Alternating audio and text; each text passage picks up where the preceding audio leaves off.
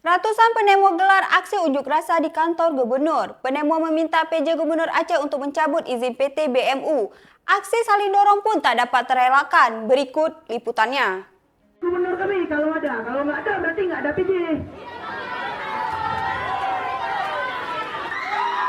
Masa aksi yang tergabung dalam Kesatuan Rakyat Aceh atau KRA menggeruduk kantor Gubernur Aceh dengan membawa sejumlah tuntutan.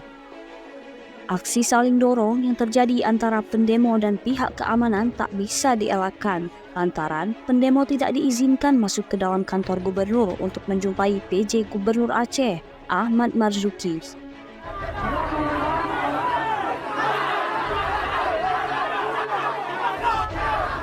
Teriak-teriak, mungkin terluka pas dipukul sama aparatnya.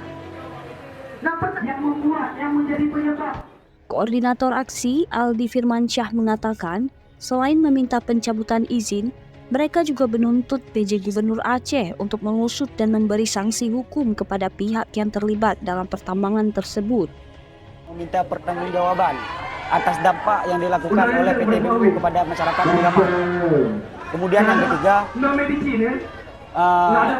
yang ketiga, kita ingin gubernur mengusut tuntas siapapun dan pihak mana saja yang terlibat dalam persoalan PT BMU ini.